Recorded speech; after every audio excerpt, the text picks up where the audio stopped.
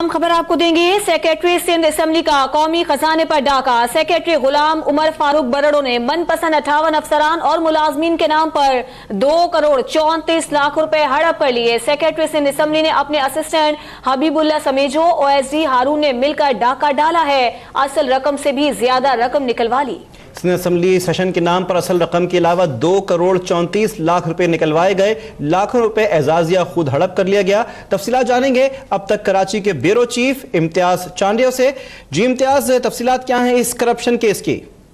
जी, Sindh assembly में बड़े पैमाने पर करप्शन जो हुई है उसमें एक पोर्शन आप कहें जिसका इंकशाफ हुआ है कि सिंध असेंबली ने कौमी खजाने पर एक बड़ा डाका डाला है, जिसमें सेक्रेटरी सिंध असेंबली ने मनपसंद अपने 58 अफसरान और मुलाजमीन के नाम पर 2 करोड़ 34 लाख रुपए से जायद की रकम जो है निकलवा कर वो हड़प की है। मुबैना तौर इनके दस्तावेजात मिले हैं।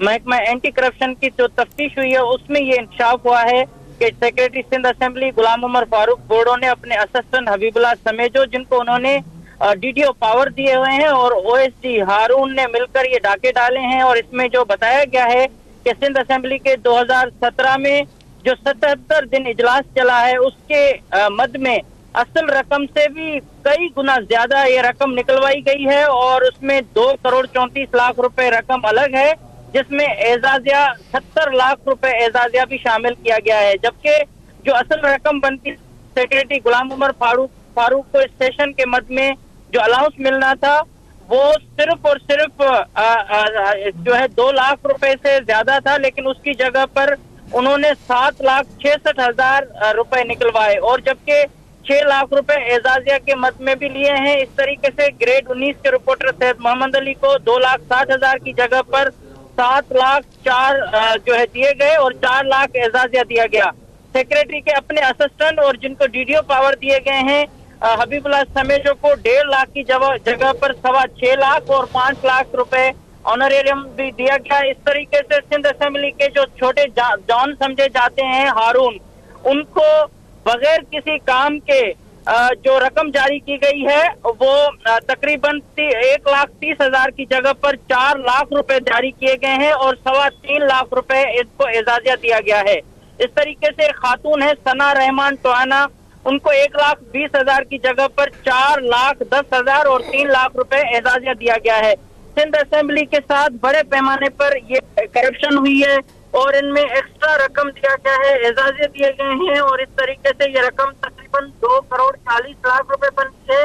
जो असल रकम थी वो सिर्फ और 10 लाख के करीब थी, जिनको इन्होंने मुख्तलिफ मदों में निकलवाया। यहाँ तक के चौकीदार, माली और जो नायब कासिद हैं उनको भी 60-60 हजार रुपए के एजाजे दिए गए हैं, और उनके अलावा हजारों रुपए उनको अलाउंसेस और दिए गए हैं। जबकि ये गैर कानूनी रकम जिस तरीके से निकलवाई गई है उसमें सेक्रेटरी सिंध असेंबली गुलाम उमर फारूक बरड़ो और उनके साथ उनके जो डीडीओ पावर रखने वाले असिस्टेंट हैं हबीबुल्ला समेजो और हारून मुलविस करार किए गए हैं, जिनके ऊपर ये इल्जाम भी लगाया गया है एंटी करप्शन हुकाम की जानिब से कि उन्होंने ये जो रकम निकलवा कर मुख्तलिफ मुलाजमीन के जो अकाउंट्स में जमा कराई, और वहां से फिर उन्होंने उनसे चेक के जरिए कैश रकम जो है वो निकलवा कर अपने उसमें अकाउंट में या अपने जेबों में ये रकम डाली है।